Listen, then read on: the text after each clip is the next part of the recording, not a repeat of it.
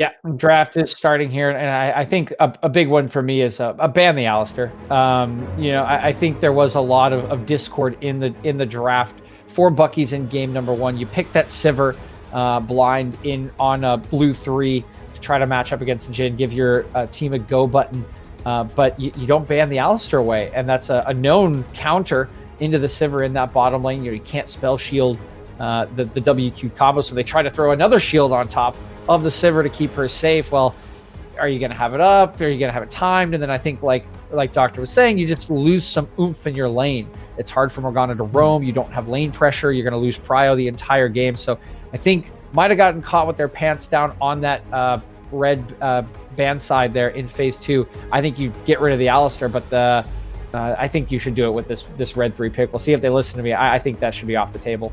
Oh, it's not.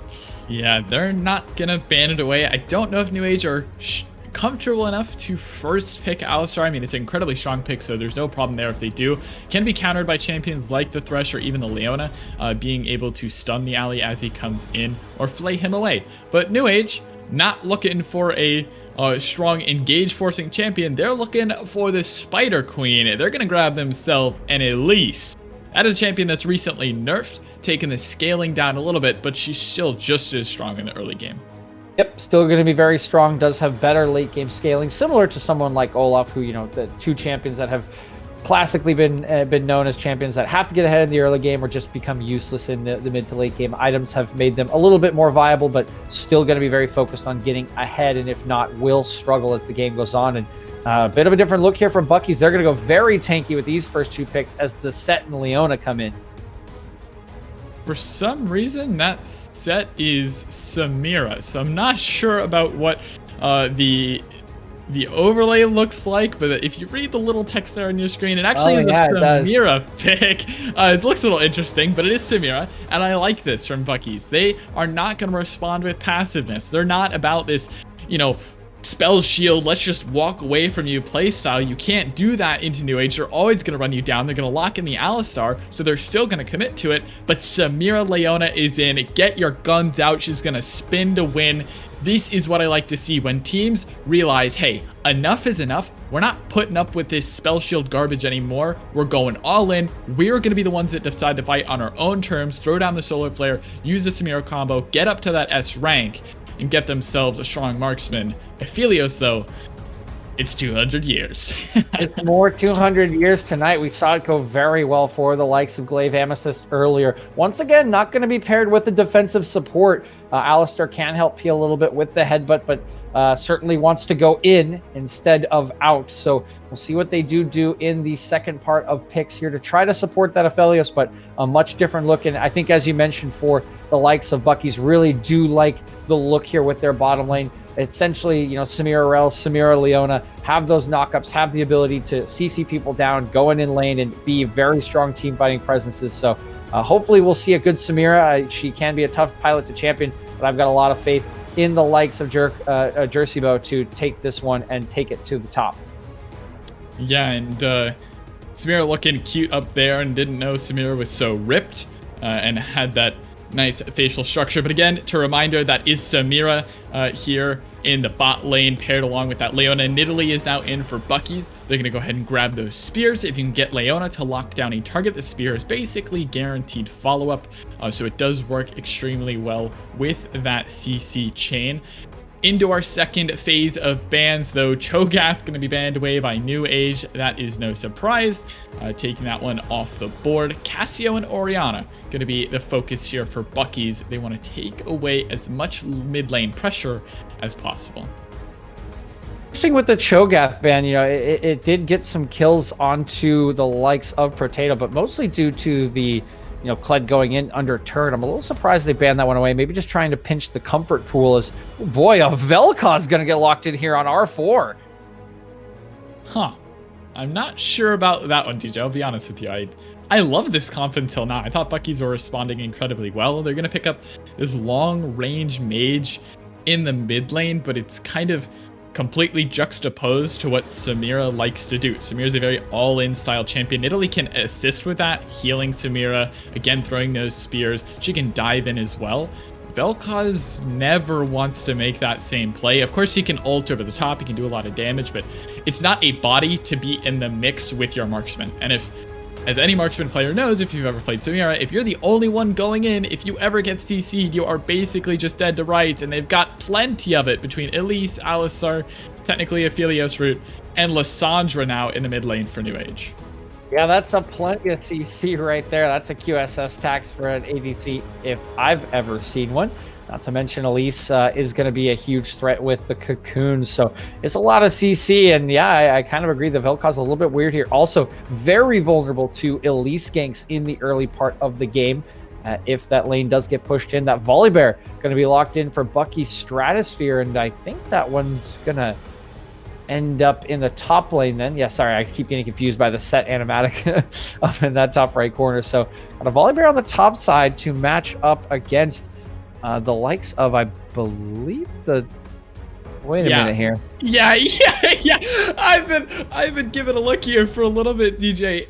There's a Kha'Zix on the board. Our producers, they're screaming in my ear now. What is going on? There's a Kha'Zix, I guess, going top lane. It's gotta be. I can only imagine. Yeah, it's gonna be Kha'Zix top lane for New Age, and I know you're a big fan of this squad. So, is this something that they're prepared for to be ready on their final game of the day?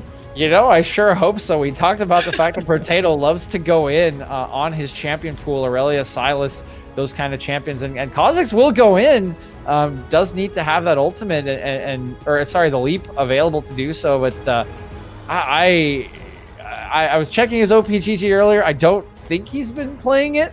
Maybe I was blind and missed it, but this is out of left field for me, and I don't think I've seen in 3 years of watching League of Legends more than 2 Kha'Zix played top, solo queue or otherwise. This is completely new to me.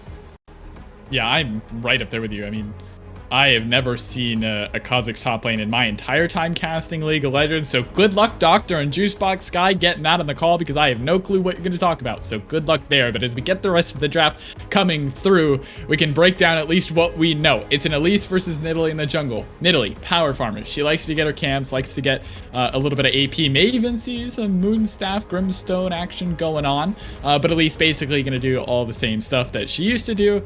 She's going to throw a cocoon, and then she's going to find someone to blow up. Yeah, she is, and that's where I have the biggest question marks about this Vel'Koz pick in the mid lane. That is looking like a prime candidate to get blown up by this Lissandra Elise combo. Pretty easy gank setup. You can flash W, you can EW if it doesn't respect it. You can go under turret if the wave gets pushed in. So I would be looking for this mid lane if I'm Elise to try to get ahead. Volibear going to be a little bit trickier to gank in that top side, particularly after level 6, and particularly when maybe you're not sure how much damage you do in the early stages of the game. So some question marks about the viability of ganking top lane. It could be a thing, but will also be tricky to gank bot lane with that Leona. It will be very strong in the early stages of the game. Leona Samira can put out a good amount of damage, but good setup from the likes of Bullet Prince could make it worthwhile. This is a chaotic draft. A New Age maybe flexing or just trying something new, but it's all over the place. Some of them want to engage. They have an Aphelios that doesn't want to go in with them. They have a Kha'Zix that wants to assassinate the backline. There's no peel for Aphelios whatsoever. And on the other end, you've got a Samira, Leona, and Volibear that want to go in, a Nidalee and Vel'Koz that want to poke from long range and not go anywhere near the enemy team. So this is an out there draft, and I'm going to be fascinated to see how this interacts with itself in game. Yeah, have you ever heard of a term called fatigue? Because it may just be hitting whoever's drafting for a New Age and Bucky's Stratosphere this game. In game 4 of the night, it's 10:02 p.m., at least on my clock. I know it's about 9 o'clock where you are. So we're headed closer to bedtime, but I mean, you can't sleep on these compositions. They are absolutely crazy. We're going to see a Kha'Zix. Oh, no, we won't. We're going to see an Elise top. They have swapped, and now they will be weirder. Yeah, the Elise is going to be going top lane. It's a tank, like TFT. That's basically what we're getting here. It might as well be playing teamfight tactics. It's tank Elise. Okay, yeah. So I have never seen Elise play top lane. ever in my life. I think the same conversation about Elise Lissandra applies to Lissandra Kha'Zix and their ability to blow up Vel'Koz. Not going to have as much CC lockdown, but will have the damage to blow that champion up. Keep your eye. I mean, maybe not fatigue. I mean, I think let's just all have fun with this one, because that's what these drafts are. These are 4 fun drafts for sure. It's going to be fun gameplay to see how these teams team fight with each other, set up for team fights with each other. But this is as out there as I've ever seen it. And I'm just excited to watch the results. Yeah, I am excited as well. There is so much to look at, whether it's Tank Elise, you got Nidalee Vel'Koz, you got 200 years in Aphelios, you got 205 years in Samira. I mean, there is just so much fun and excitement to look at in this game. It's certainly going to be a pleasure to watch. So I hope you all are as excited as TJ and I are, because somebody in Twitch chat needs to screenshot this and tweet this like right now. Seriously, please, Yeah. someone do. Please, someone, please. Yeah, I mean, seriously, if Excellency doesn't bring you excitement, I'm not sure what you can call this, but New Age and Bucky's Stratosphere ready to duke it out on Summoner's Rift. However, they're gonna do it. Stay tuned to find out. We'll be back in just about a minute as spectator delay ticks down. Stay tuned.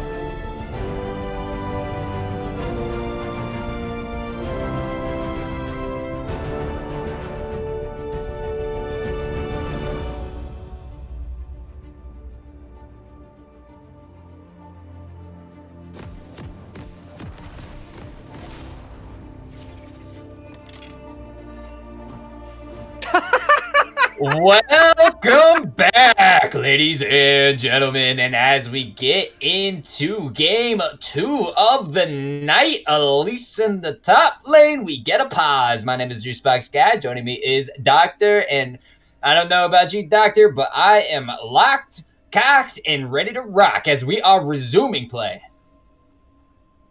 That's definitely an intro, but oh boy, this is just something else. I'm telling you, folks at home. I don't think I've ever seen an Elise top. I'm going to be honest with you, and I've been playing this game longer than maybe some of you are even alive in chat, to be quite honest.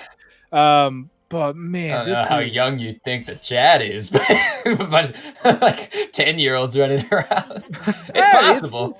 Yeah, it's definitely possible. You know, League of Legends, the hottest new esport on the block. It's only been here for a decade. But, yeah, but Doctor, this isn't a Fortnite stream. Listen, I'm still moving. I don't have anything. But yeah, Pretenda Senpai has broken at least my brain, maybe even their own. I truly don't know how it's going to work into the Volibear. I feel like that is just going to be a really difficult matchup for the Elise, but the Doran's Blade So there's two routes the Elise can go, in my opinion. It is either the Doran's Blade just for farming, as you would on Kennen, into potentially the full AP Elise, which from previous usage in the jungle, is Ooh. pretty terrible after 18 minutes.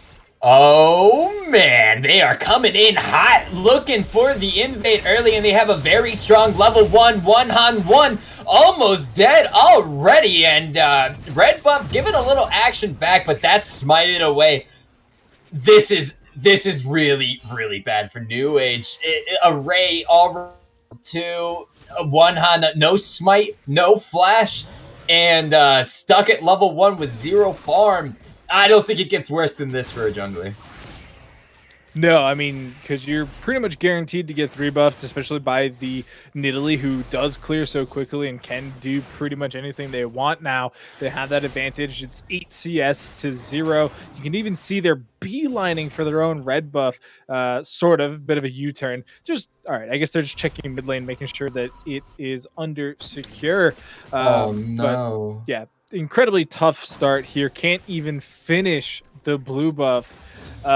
You asked if it could get worse, and it did. Yeah, he's still sitting at 0 farm. He's gonna be past the 3-minute mark when he finally picks up his first jungle camp. And when you're playing Kha'Zix in the jungle, not like, honestly, if this is like some power farming jungler, it's like, okay, that sucks, but you get back on track. Hold on, Zenith Blade in, headbutt away. Oh, a nice pulverize onto 2. Evan taking a lot of damage, and what was looking like a good engage turned into pretty nightmarish circumstances for Eben and Macro Beast. Yeah, you definitely have a bit of an issue there. The Alistar, great pickup here.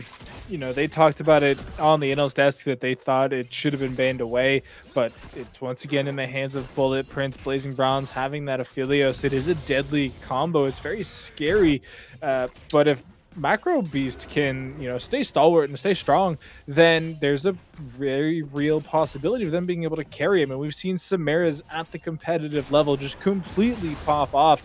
We saw a lot of Samira last couple weeks in the Risen Proving Grounds as well. So it is an amateur pick as well. It's not just for the upper echelons. And it does go to that Immortal Shield Bow. It's very tanky, very drain tanky on top of it. And man, this is just so weird. What? Ooh. Well, that was kind of fancy feet for Potato Senpai, and granted he doesn't win the trade, but he about ties it. He flashes forward though. He's looking for Slim Kim. He's been messing him up all night. Slim Kim able to escape with just a sliver of health. In other news, 12 CS to 28 is actually not as bad as it could be, because if the Nidalee had taken the Volibear or the Vel'Koz and gone into the jungle, that would be looking at about 6 CS to around like 38. So, but in any case, that's nitpicking something that's working like a charm anyway. So no reason to get too negative on that. And it's really just, it's kind of nightmarish for all of New Age. Without their jungler, without that momentum carrying individual, it's really hard to get any plays going. Leona looks like the only person you have any real shot at killing right now. And when Leona's your target, it's a really bad target. Speaking of bad targets, Potato's looking to get a kill onto Array. Can't quite manage, but does get really close nonetheless. First blood will head over to Slim Kim, and now the only, one of the 2 lanes where you're like, okay, cool, maybe this is gonna go well, kind of falls off a cliff, and it's the really funky Elise top lane. Yeah, I'm gonna be honest. The only reason I think I would ever see, if you had asked me an hour ago if I would ever see Elise top lane, I would probably tell you that it would have been a mistaken pick that the admins forced through. But I don't want to sound so negative on the Elise. I can't see any redeeming qualities anywhere in the pick, and I feel like I'm not alone. I feel like the analyst desk was pretty hard on it. I think that the team is going to be pretty hard on it, and it just kind of sounds bad as we're going to be listening back to the cast because we're not going to have any good things to say. And you know what our parents always said. All right, hold on. Do you have anything nice to say? Do you have nice words for the Elise top? The one thing I can say about the Elise top is Elise has a nasty burst. And if you can get that entire burst off onto an opposing top laner, you can blow them up in a hurry. Also, she's really good at, just as a general utility champion in terms of how many escapes she has, how many ways to check bushes she has with the web, with the spider. There are a lot of options. So yeah, there are values. Now, granted, I can't say that it's better than some of the other top laner decisions could have been. It's not like they needed the AP, but it's not like there's literally zero redeeming factors when it comes to Elise top. I am going to ask you that same series of questions in about 11 minutes when somebody builds a null magic mantle and just eviscerates the Elise damage. But, I mean, so far across the map, First Blood, it's just down onto Slim Kim, who... Oh, no. Slim Kim takes a lot of damage, and you were wondering if Elise top was any good. Well, I'm going to ask you again 20 seconds after the fact. So, Pause. It's AP Volibear top, guys. Well, AP Volibear top is about to get destroyed. Ulti onto 3. He will be slain by Potato Senpai. So AP Volibear are not. It is Gray Screen Volibear. And he is dead. However, Potato Senpai, it looks like he's going to be able to escape. Yeah. Oh man, I want to talk about bot lane. Can something happen in the bottom lane so I can get some normalcy back into my life as Array is going to be starting up this dragon and Aban with that blast cone, able to get back over it. Thank you, Buckies, for putting some normalcy back into the game here. They're going to secure that Earth Dragon. And so far, pretty even in the bot lane. No real CS advantage gained so far. We do have the Quill for Blazing Bronze going up against the Vamp Scepter of Macro Beast. Obviously going for that Immortal Shield Bow versus the Gale Force. So, I love it. Let's look at those 4 players and nobody else, please. Look, this Elise is like McDonald's because I'm loving it. It is, it's an exciting pick. It's interesting, and I have to say it got some work done. All right, I don't know what more you could want from a pick, but so far, I would say so good outside of a gank where their jungler was completely worthless. It's been performing to an adequate scenario, but we have talked about the Elise jungle a lot, so I agree with you. Let's focus on the other 4 players on the map. Bullet Prince, kind of posturing forward, looking for that Elise or the Samira to jump on. With the Blade World, though, like I said, you're really not going to be able to catch the Samira with Aphelios and Alistar, because even if you do catch her, she can just jump out of range pretty quick. And, it's not like Aphelios does that well into Samira anyway in terms of the initial burst damage that you would want to do because of that Blade World. Yeah, I mean, the Aphelios does want to be a little bit more sticky with their damage. They want to be, more consistent and try and just... Oh, they're just really... Ooh! Peter is popping off. Silver Spurge is getting popped. And now that Lissandra passive chasing... Oh, there's the cocoon! Array running for the hills. He has one more leap to go before he's safe. Meanwhile, take a look at the bottom side of the map. Moonlight Vigil completely dodged out by the Blade. Whoa! Infernal Trigger gonna finish off that kill. And Macro Beast gets the Macro Feast. Up 1-0 over his opposing laner. And I think we had a grand total of a 1-for-1 if you look at the totality of the map. Yeah, I mean, great play there from Macro Beast. Actually, wind walling the ultimate. Well, tarnations. Peter just overstays way too hard. Slim Kim and Potato are scrapping right now. The fight is on, and I don't know if Slim Kim's gonna lose this time around. No, he will not. One-Han, however, oh, I don't think you win this one-Han. Even with the isolated damage, AP Volibear will just blow you up. So at least that Kha'Zix gets to collect the wave. Yeah, upgraded the spikes too. Now I haven't seen jungle. Man, that's so fast. It's not a blink speed. Oh, Silver Spurge? Oh, nice. Way to bait that out. Unfortunately, even if you bait it out, you don't take the claw. It's like, all right, cool. Yeah. Back to Kha'Zix. I haven't seen a lot of Kha'Zix, but I do know traditionally they were going for the Q first. The W does give you a little bit more wave clear, so it does help out in those AoE situations. One-Han does have, a good start here, does have the 1-0-1 scoreline. It, has recovered incredibly well from what you would expect after that level 1. Is only 10 CS down compared to 20 and is actually impacting the map quite nicely. Has their Mythic on par at the same time as Array, who obviously had the 3 buff start. And so far, things are looking pretty even across the board. Yes, there's a 1.8k gold lead in favor of Bucky Stratosphere, but that's just because of that extra kill up in the top and the bottom lane.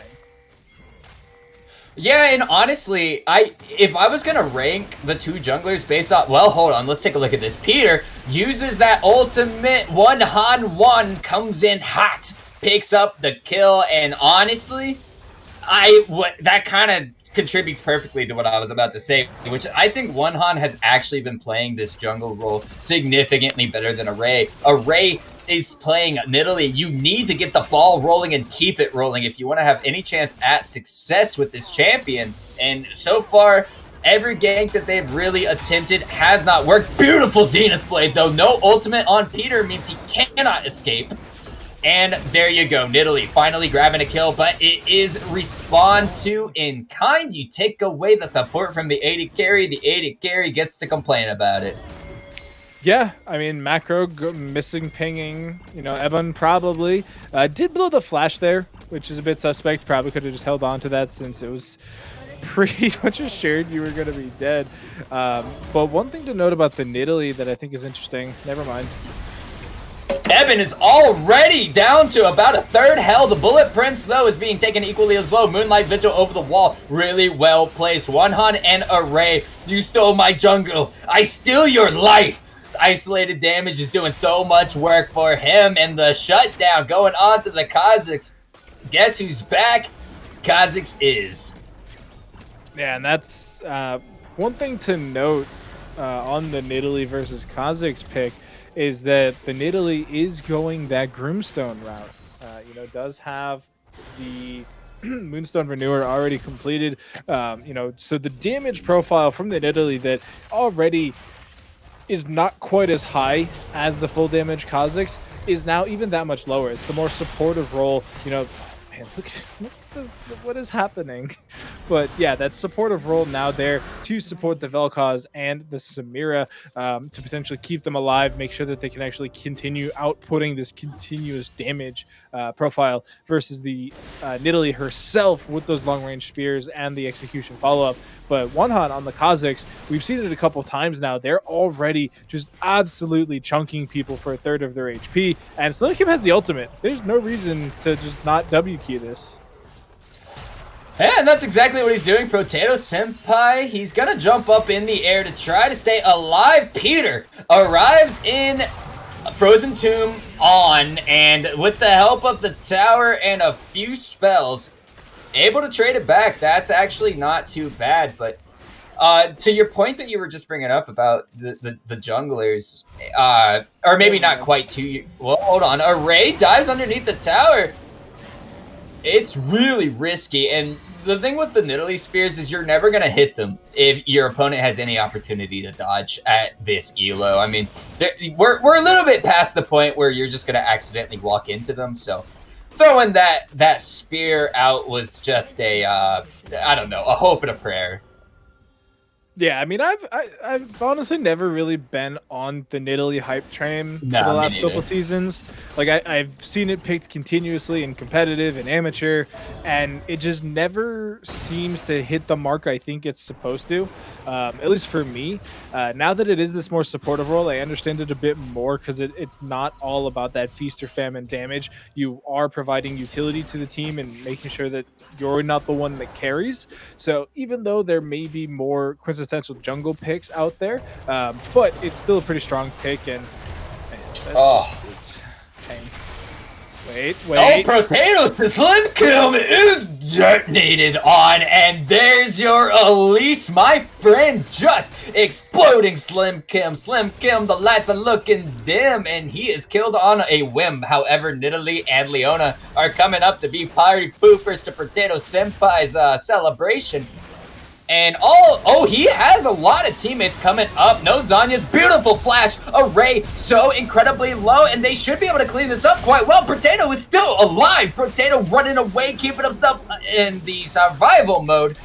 Kha'Zix picks up 2, and that, oh my gosh, I have to say was some of the greatest gameplay I've seen in so long. At least top lane is looking like an absolute pain. So this I gotta stop rhyming. This is the other build that I actually never got a chance to touch on at the very beginning that I alluded to.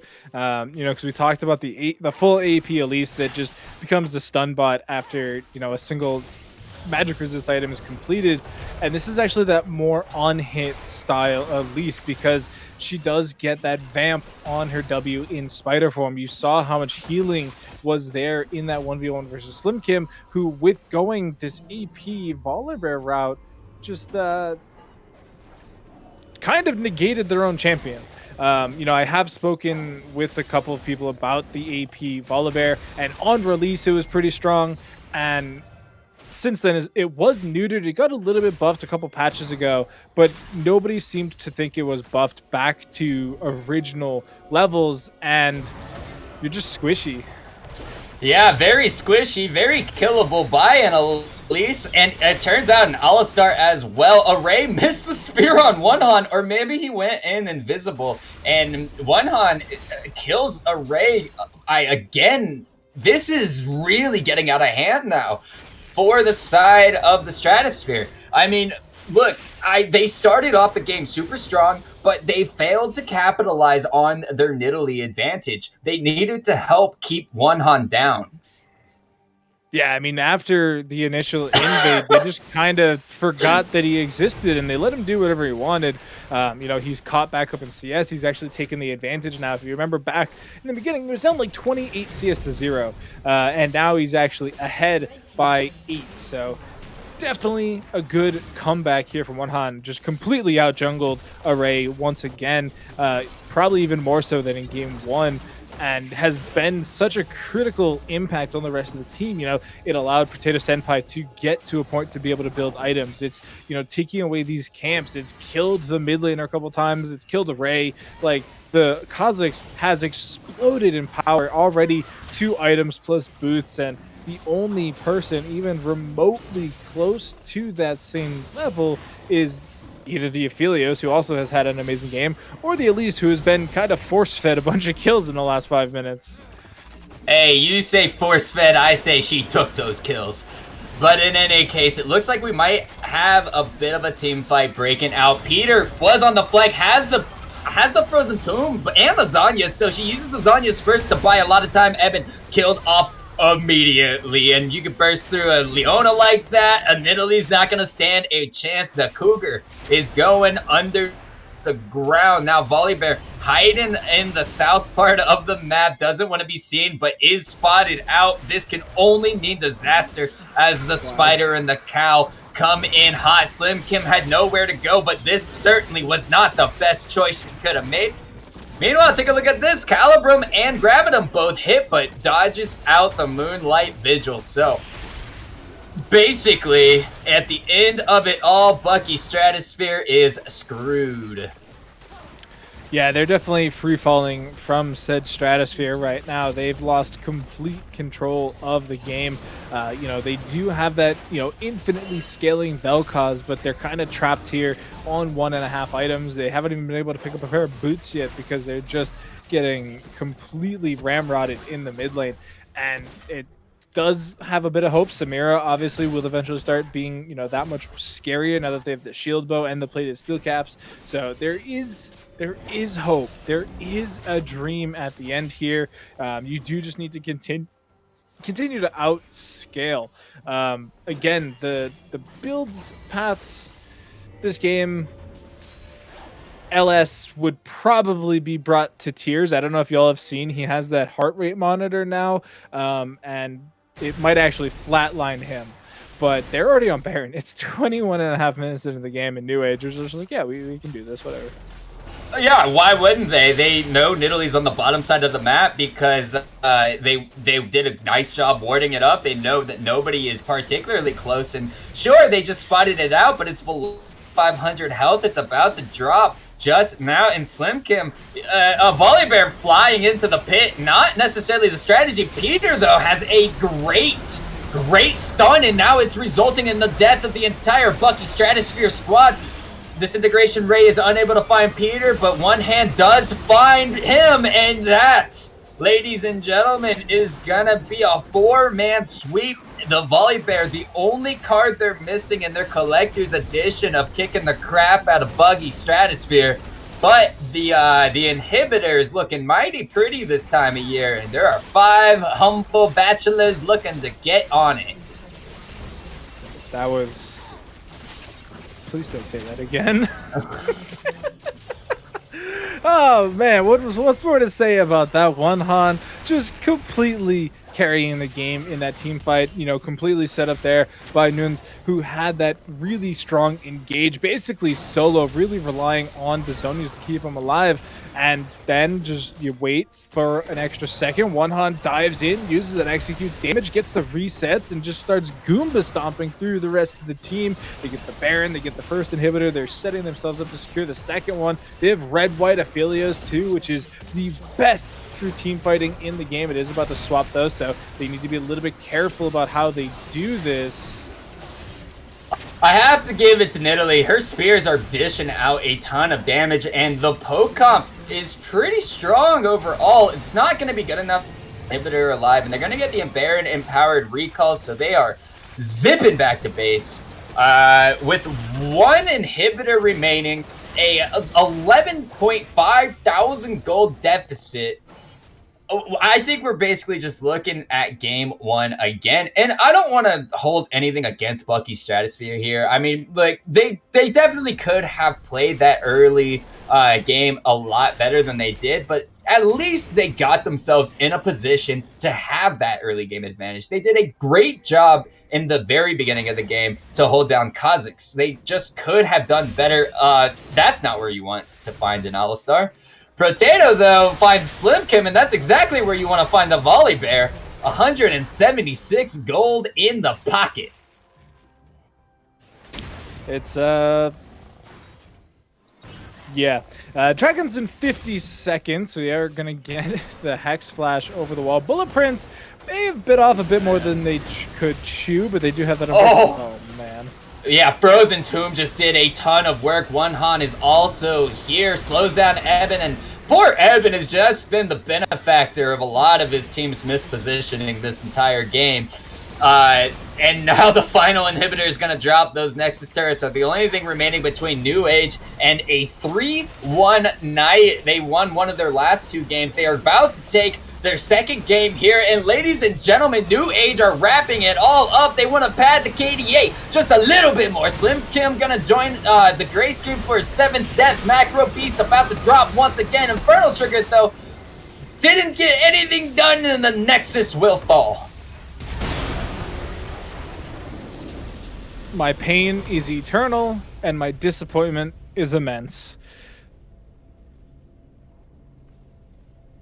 Well, at the end of the day, it is a 2-0 for New Age. The scrappy underdogs, the macro exploders is kind of how they describe themselves. And I really appreciated their draft. I appreciated how they came back from the deficit that they found themselves in early. And I'm sure I'm going to throw it over to our analysts who are going to appreciate it just as much. So take it away, boys. Go ahead and walk us through how this nightmare scenario for Bucky Stratosphere transpired.